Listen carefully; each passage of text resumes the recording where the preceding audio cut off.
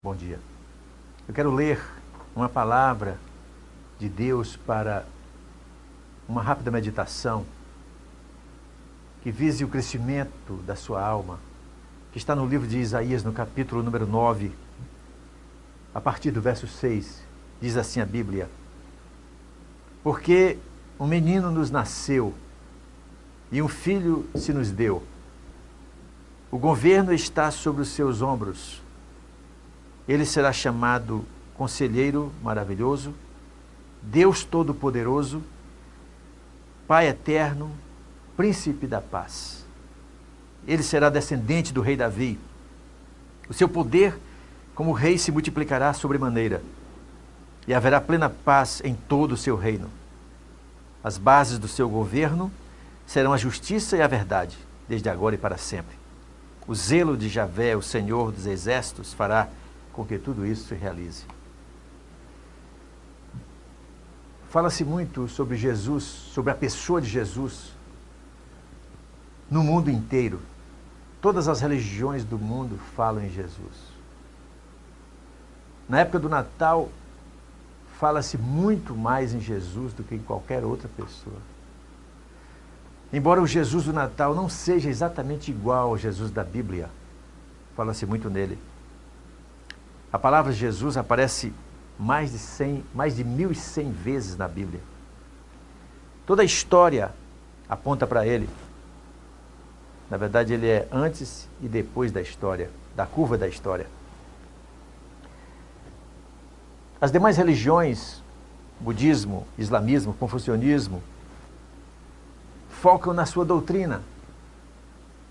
Mas o cristianismo bíblico foca ou é montado sobre a pessoa de Jesus Cristo. Ele teve uma infância regular, brincava pelas ruas, respirava ar puro, morava num lugar ecologicamente rico. Aos 3 anos ele foi desmamado e, pela primeira vez, usou a roupa prescrita no livro de Deuteronômio, capítulo 22, 12, com franjas e borlas prescritas direitinho pela lei. Sua educação começou com os cuidados da mãe. Aos 5 anos ele deveria aprender a lei, a princípio por trechos escritos em pergaminhos nas passagens mais importantes. Quando Jesus tinha 10 anos, houve uma insurreição. Está isto escrito no livro de Atos, capítulo 5, verso 37, na região da Galileia, onde ele morava. Ali, enquanto criança, o futuro rei dos judeus, enquanto brincava com as crianças, também assistia e fazia parte e respirava aquele ar tenso e militar do domínio do Império Romano sobre as ruas da Galileia. De modo que ali poderia estar a pergunta: quando Israel seria restaurado? Ou quem sabe ele já tinha essa aspiração como o Filho eterno de Deus. Quem é Jesus para você que nos assiste? Quem é ele? O que é que a Bíblia diz sobre ele que a mídia não diz? Que as igrejas deixam de dizer? Jesus é aquele que ostenta os títulos de Messias. Ele é o Cristo ungido, alguém que é ungido para realizar uma missão envolvendo a redenção. Ele ostenta o título de Kyrios, encontrado mais de 715 vezes na Bíblia, e atribui funções de divindade a Jesus. Ele é chamado de Filho do Homem por ele mesmo 40 vezes, mas ao todo mais de 90 vezes no Novo Testamento. Os discípulos nunca usaram essa expressão. Ele é chamado Filho de Deus mais de 35 vezes nos evangelhos sinóticos e 106 vezes apenas no evangelho de João, porque destaca a natureza do relacionamento dele com o Pai. Ele é o Logos, também encontrado somente em João, no capítulo 1, dos versos primeiros, denotando a sua pré-existência e a sua divindade. Quem é Jesus? Jesus é aquele que é Deus e é homem. Ele tem 2 naturezas. Ele tem a perfeita humanidade, ele nasceu de nascimento natural, crescimento físico, intelectual, normal, sentiu sede, sono, emoções, chorou, irou-se contra os fariseus, Era santo, piedoso, inculpável, inocente, sem mácula, puro e inseparável dos pecadores, inseparado dos pecadores. Teve morte constatada, portanto era homem perfeito. E também era perfeito Deus. A natureza da divindade perfeita estava nele. O trono dele é para sempre, Salmo 45, 6, 7. Ele é criador, é rei eterno, é juiz de toda a terra. Ele enche, diz a Bíblia, Efésios 4, 10, enche toda a terra. Quem é Jesus? Em terceiro lugar, é aquele que já existia antes de nascer. A Bíblia destaca como o descendente da mulher que veio para esmagar a cabeça da serpente, previsto em Gênesis 3,15. Ele é aquele homem que no Val de Jaboque aparece para lutar durante uma noite com Jacó, que estava em busca da sua bênção. Ele é o anjo que acompanha Israel na saída do Egito, Êxodo 14. Ele é o anjo que fala com Moisés do meio da sarça. É o anjo que chama Gideão para ser juiz, Juízes 6. Ele é o sacerdote do Salmo 110, jurado para sempre, segundo a ordem de Melquisedeque, aquele que apareceu no Antigo Testamento, que não tinha nem nascimento, nem fim de existência. Jesus é da ordem dele, a ordem superior dos sacerdotes. É aquele que, segundo o Salmo 110, se esmaga reis, julga as nações, enche-as de cadáveres, bebe da torrente e passa de cabeça erguida como vitorioso. Jesus é o rei do Salmo 2, que se levanta para um império universal, para reger as nações rebeldes e as despedaçar com vara de ferro. Ele é a pedra sem o auxílio de mãos, que corta o tempo e o espaço para despedaçar o reinado, os reinados até ali, vigentes e futuros, baseado especificamente no sonho do grande Nabucodonosor, o rei da Babilônia, que teve de uma estátua. Ele é o quarto homem que aparece na fornalha de Nabucodonosor, Daniel 3. Ele é o homem que aparece com Daniel, com vestes de linho, ombros cobertos de ouro, rosto como de relâmpago, olhos como tocha de fogo, braços e pés que brilham como bronze e uma voz como voz de muitas águas. Quem é Jesus? É aquele cuja mensagem fazia estremecer as estruturas mais sólidas e antiquadas e fossilizadas da religião judaica. Quando ele chegou, ele pregava o oposto do que se deveria pregar, pois era comum o chavão, olho por olho, dente por dente. E Jesus chegou e disse: é preciso amar os inimigos. Isso foi um choque. E mais, ele pregava a não resistência ao mal. Ele ordenou que devíamos dar a nossa capa quando nos tomassem também a túnica.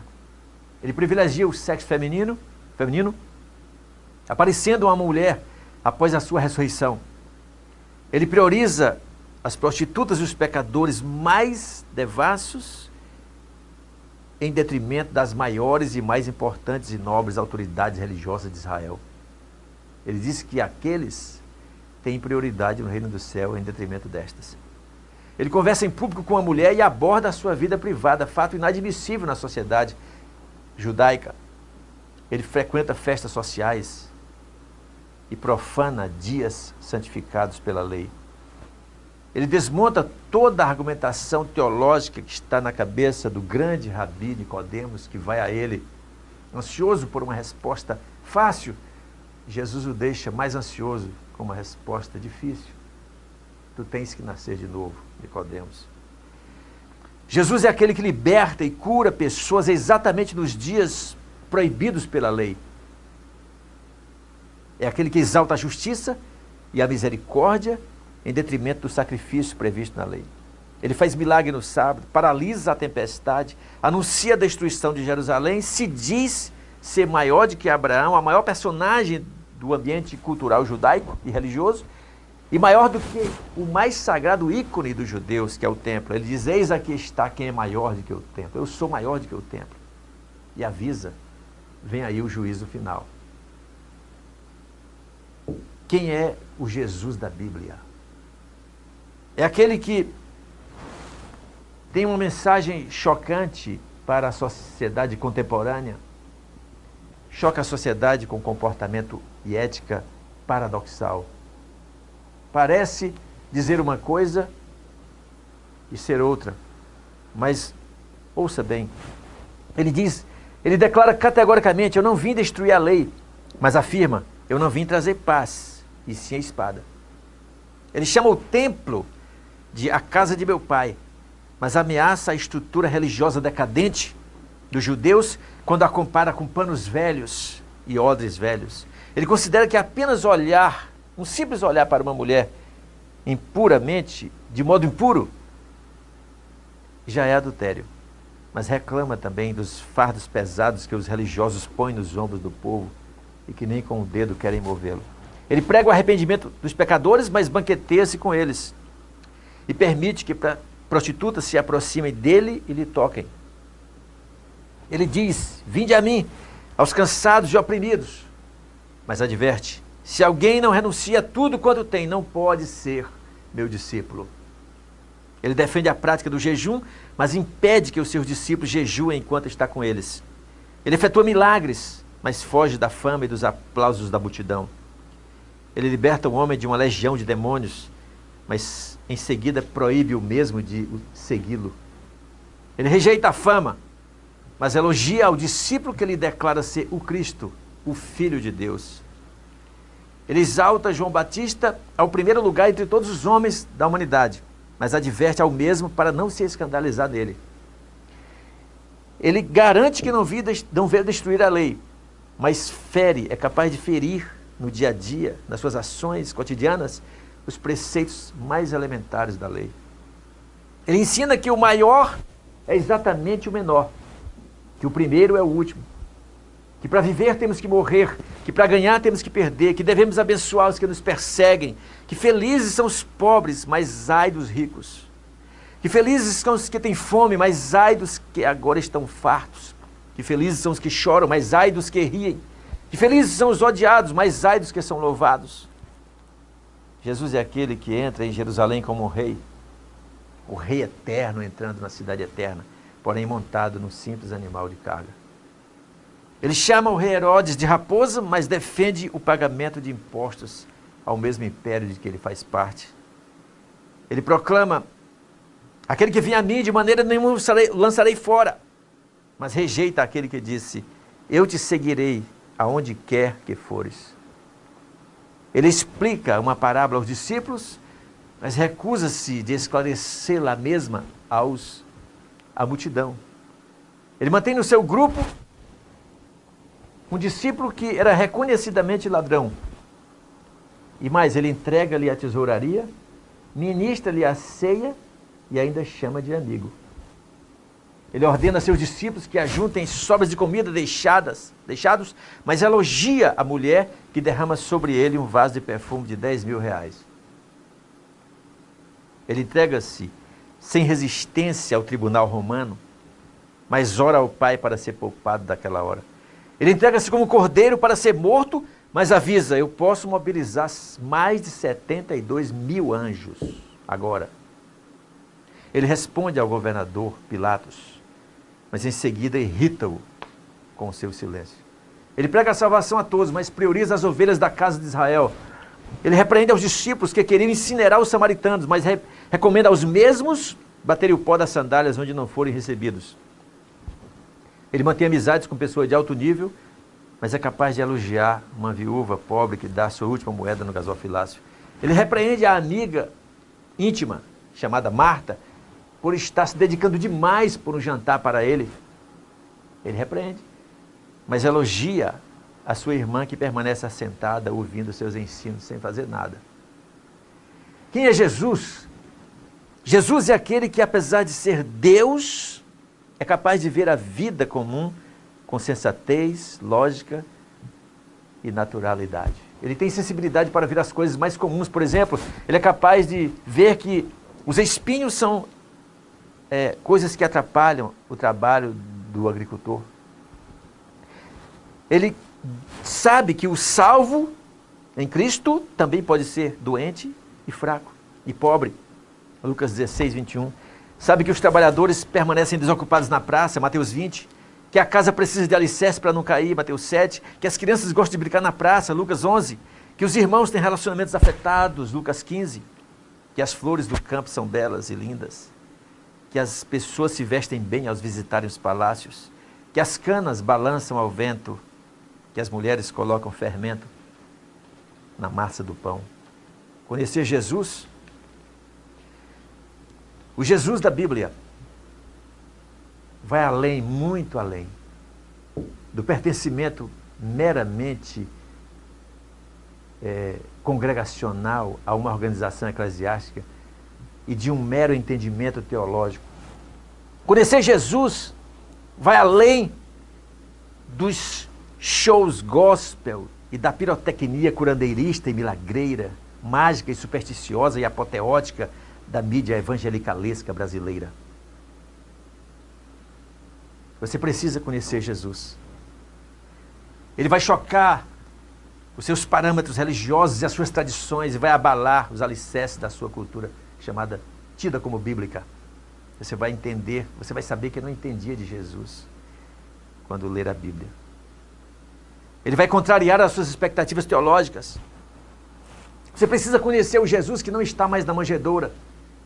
O Jesus que está na manjedoura não pode sair de lá. Se ele sair, o capitalismo mundial se abala. Bolsas quebram. Empresas vão à falência. Porque ele é apenas o ícone do capitalismo consumista. Você precisa conhecer o Jesus que não está mais na cruz.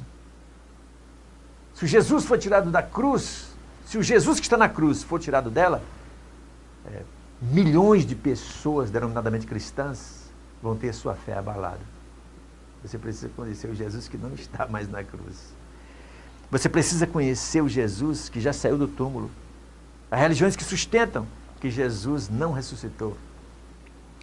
Eu posso ver a face do anjo séria, que estava sentado sobre a pedra que havia sido rolada, que tapava o túmulo de Jesus, logo após ele ter sido ressuscitado. Quando as mulheres chegaram no terceiro dia para embalsamá-lo, ele disse: ele não está aqui, ele ressuscitou como havia dito. Esse é o Jesus. Você precisa conhecer o Alfa e o Ômega, o Rei dos Reis, o Senhor dos Senhores, o resplendor da glória, o Criador de Israel, a vida eterna, a fiel testemunha, o primeiro e o último, o herdeiro de todas as coisas, o Santo de Deus, o Santo de Israel, o Eu Sou, o Rei eterno, imortal, invisível, mas real.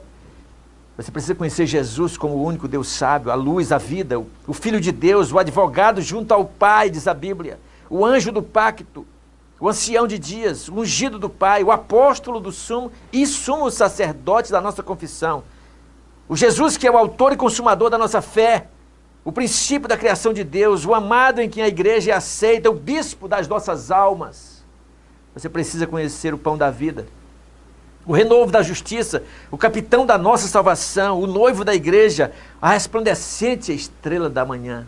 É ele, a consolação de Israel, a pedra de esquina, a pedra fundamental onde Deus assentou Sião, a aliança, Jesus é a aliança.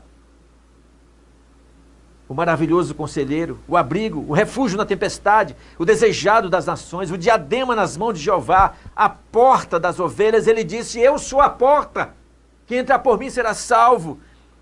Você precisa conhecer o eleito em quem a alma de Jeová se alegra, o árbitro, a expressa imagem do Pai, segundo o livro de Hebreus, o primogênito dentre os mortos, as primícias, a fonte aberta para a casa de Davi, a sabedoria de Deus, o Cordeiro de Deus, o enviado de Deus, a glória de Deus, a nossa justiça. Jesus, ele é a nossa justiça. Nós não temos justiça própria. Ele é a cabeça do corpo, que é a igreja, o sacerdote, o profeta, o rei do seu povo. Ele é a esperança de Israel, o seu salvador, o Emanuel, o mestre, o juiz do seu povo, o único mediador entre Deus e os homens, não há outro. O Melquisedeque, o homem que apareceu 2000 anos antes de Jesus nascer, era ele. O Messias, o príncipe da paz e da vida, o Redentor, a testemunha, a estrela da manhã, a nossa Páscoa, a ressurreição, a rocha. Ele é a rocha, você precisa estar firmado nele. A raiz de Davi, o sacrifício, a santificação do seu povo, o supremo pastor, o filho da justiça, a força de Israel. E mais, o verdadeiro tabernáculo, o testador, a árvore da vida, a verdade. Ele disse, eu sou a verdade. Ninguém mais disse isso com a categoria que ele disse. O único caminho, a fonte de água viva, a sabedoria de Deus, o mesmo ontem, hoje e eternamente. Jesus Cristo, o Filho do Deus vivo. Napoleão Bonaparte disse certa vez, conheço os homens, mas Jesus é mais do que um homem. Eu termino com uma frase vista comumente como adesivo nos carros de passagem, de passeio. A frase é a seguinte: você pode até viver sem Jesus. Complicado é morrer sem Ele. Você precisa dele. Você tem que receber Jesus no seu coração hoje. Para não correr o risco eterno de ir para o inferno quando morrer. Você precisa de Jesus. Que Ele te abençoe. Que Ele te salve. Amém. Deus te abençoe.